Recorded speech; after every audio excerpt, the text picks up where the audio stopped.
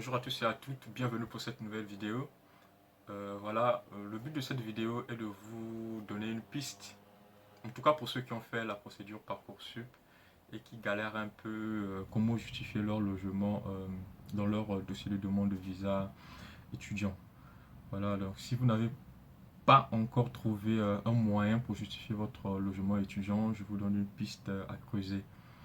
Si vous avez déjà confirmé votre choix définitif au niveau de Parcoursup, voilà, il est vraiment temps de rassembler ce qu'il faut afin que vous puissiez déposer votre demande de visa à temps. Par contre, pour ceux qui sont encore en attente de préinscription, voilà, donc les étudiants qui sont encore en liste d'attente, vous pouvez être proactif, donc déjà anticiper. Déjà anticiper, c'est simple en fait. Ce dont je veux vous parler dans cette vidéo, il s'agit des internats. Voilà, tous les lycées en France, bon pas tout, mais la plupart des lycées en France disposent d'un internat et il est possible en fait d'être interne. Donc, être interne, ça veut tout simplement dire dormir à l'internat. Donc, si vous avez fait la procédure Parcoursup, vous pouvez contacter votre responsable de formation pour lui demander une attestation qui justifie que vous serez interne. Donc ça vous permettra de justifier votre logement dans votre dossier de demande de visa.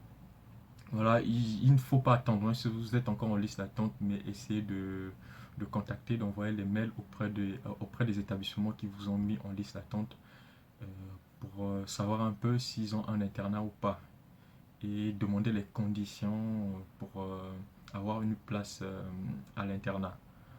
C'est mieux en fait d'avoir toutes les informations possibles à l'avance, ça vous permettra de préparer les documents et voilà.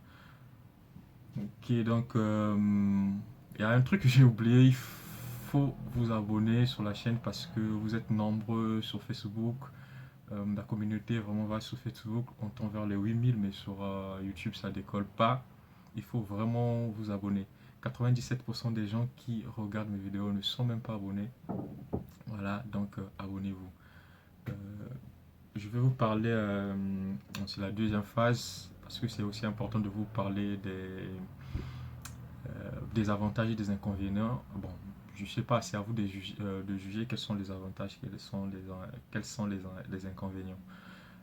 Il faut savoir, selon moi, et après, bon, selon vous, vous allez voir aussi si c'est un avantage ou un inconvénient. Moi, je préfère les internats. Les internats parce qu'en fait, j'ai eu à inscrire plusieurs cadets ici dans des internats.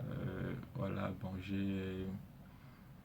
j'ai eu des retours, hein, j'ai eu des retours et c'est pour ça que je vous parle des avantages et des inconvénients.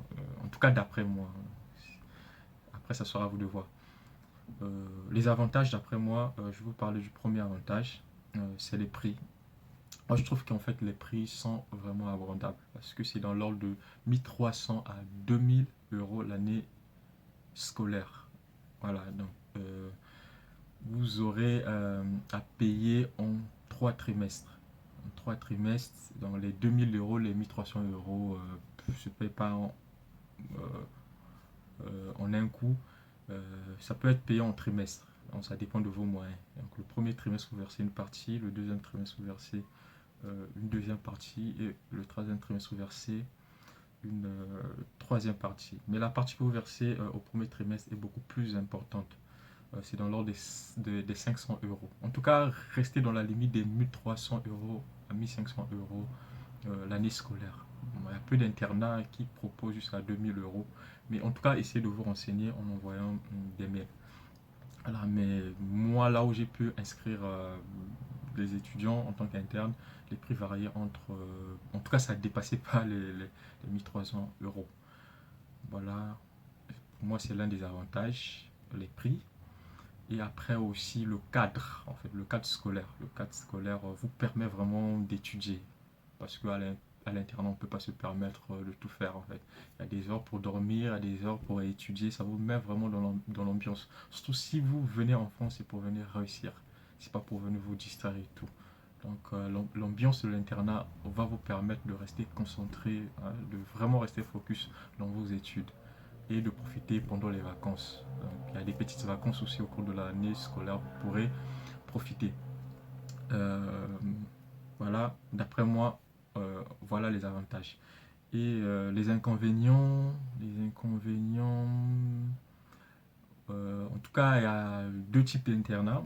Il y a des internats qui obligent les étudiants à rentrer chez eux pendant les jours fériés ou bien les week-ends. Quand je dis rentrer chez eux, bon, aller voir la famille. Aller voir la famille parce que voilà, c'est comme ça. Les dimanches, il faut que les étudiants libèrent les logements. Donc, si vous avez une famille qui vit dans une autre ville, par exemple, vous étudiez à Toulouse, en tout cas, vous êtes obligé de libérer le vendredi soir l'internat, aller chez vos parents et quand je dis parents, tantes, oncles et consorts, voilà, et revenir, je crois, dimanche soir. Donc, vous êtes obligé de le libérer. Bon, il y a des internats aussi où c'est pas obligatoire de libérer le week-end. Vous pouvez rester toute la semaine, du lundi à dimanche, mais pendant les vacances scolaires, il faut libérer. Alors, quand je parle de vacances scolaires, c'est vacances de Pâques qui durent 2 semaines et il y a aussi la Toussaint qui est là. Il faut libérer. Ce qu'il faut retenir aussi est que le prix varie entre un internat où vous passez 7 jours, où vous êtes en fait à l'internat 7 jours sur 7 et un internat où vous passez que 5 jours de la semaine. Donc les prix diffèrent. Donc, un internat où vous passez 7 jours de la semaine, donc 7 jours sur 7 est beaucoup plus, en fait le prix est beaucoup plus cher que l'autre où vous passez que 5 jours dans la semaine. Voilà, ça peut être un inconvénient pour certains, surtout si vous n'avez personne. Ici en France, ça peut être un inconvénient. Donc c'est à vous de juger. Moi, je vous présente ce que j'ai à vous présenter. Il y a un autre point aussi que j'aimerais vous parler. Voilà, c'est la restauration. Donc si vous êtes gourmand, il faut savoir, vous n'aurez pas le droit de préparer. Donc pas de plaque chauffante dans les chambres. Voilà, il faut manger dans le restaurant de l'établissement. Dans le restaurant de l'établissement, vous devez choisir un régime. Est-ce que vous allez payer par trimestre ou bien, je sais pas, un forfait, prendre un forfait ou bien payer à chaque repas. Alors à chaque repas que vous consommez, payer à chaque repas. Il y a un système de tickets. Donc tout ça en fait, quand vous demandez des informations auprès de l'établissement, on vous enverra une notice qui vous explique un peu comment ça se passe la restauration au sein du lycée. Voilà. Je crois que j'ai tout dit. Je crois que j'ai tout dit. Si j'ai oublié quelque chose, je ferai une autre vidéo pour vous parler des choses que j'ai pas pu vous dire dans cette vidéo.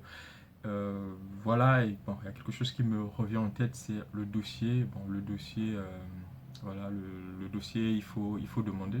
Je sais pas si je me répète, mais le dossier, il faut juste demander le dossier une fois que vous aurez fait votre choix définitif. Voilà, il faut regarder aussi ma dernière vidéo que j'ai postée qui vous parle un peu de plutôt de l'inscription administrative.